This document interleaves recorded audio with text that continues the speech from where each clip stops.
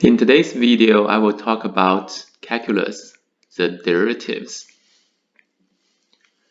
So we first take a look at the real-world example.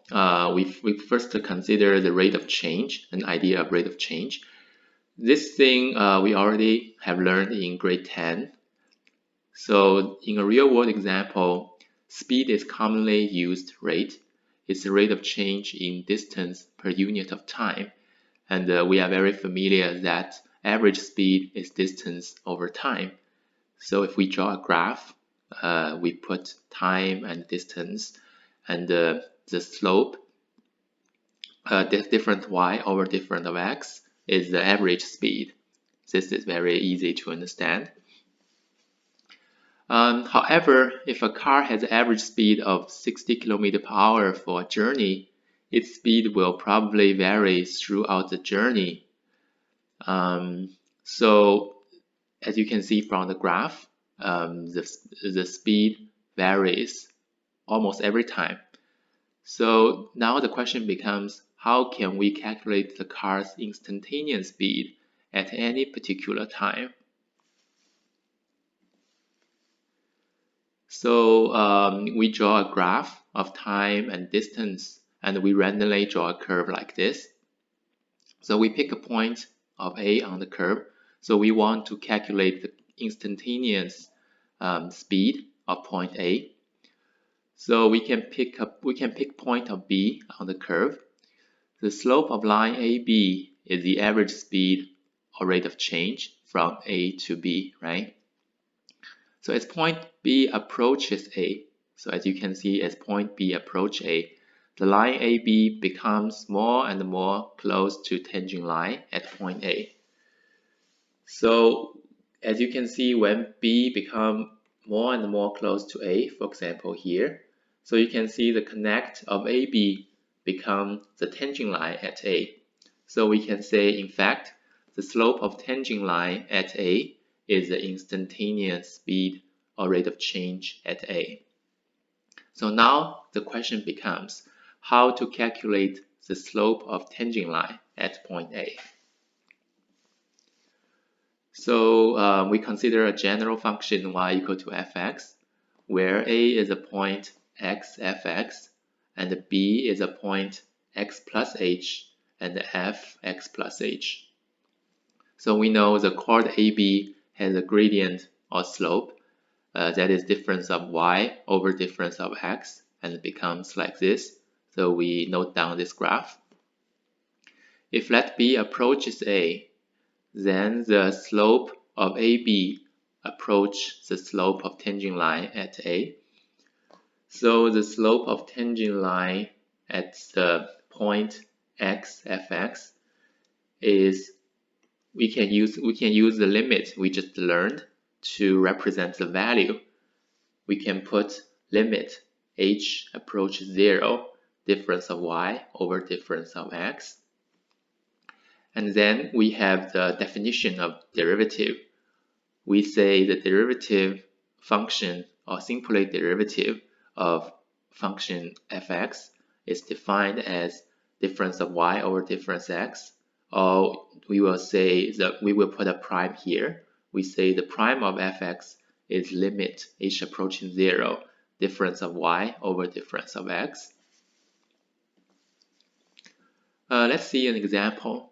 So we want to find the slope of the curve y equal to x squared at a particular point 2, 4. So by definition, the slope is equal to limit h approaching 0, difference of y over difference of x. So difference of y is 2 plus h squared minus 2 squared. So if we expand it and rearrange it, we will have limit step by step equal to limit h approaching 0, 4 plus h. And because h is very close to 0, so the limit will be equal to 4. This means at point 2, at point x equal to 2, the slope of the curve is 4, as you can see from the graph. So that means by this way, just by the definition, we can calculate the slope of any curve at any point. But you know, by definition, it always works, but sometimes difficult to calculate and it takes a lot of time. So in mathematics, we always will summarize some rules to help us to do it easily in different situations. So first, let me introduce a rule that is called power rule. As you will see, the power rule gonna be very handy to calculate the derivative of some functions. So for example, the power rule will be used to calculate the function in the form of y equal to x power of n. So the power rule said the derivative of x power of n is equal to n x power of n minus 1. So here, for example, let's still use the example y equal to x squared.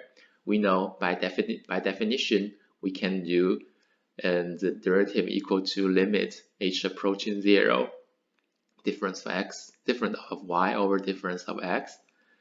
Step by step, we have the limit is equal to 2x plus h. And because h is close to 0, so the limit equal to 2x. And if we use power rule, you can see it's pretty handy. It's just one step. The derivative is 2 power of x 2 minus 1, or 2x. You will get the same result here. So what's that mean? The derivative is 2x. It means the derivative of this function y equal to x squared is 2x. So when x equal to 1 at this point, we plug in x equal to 1 here, we will get the derivative is equal to 2. That means the slope of the tangent line at point x equal to 1 is 2, as you can see from the graph. And when x equal to 2, the slope becomes 2 times 2 equal to 4.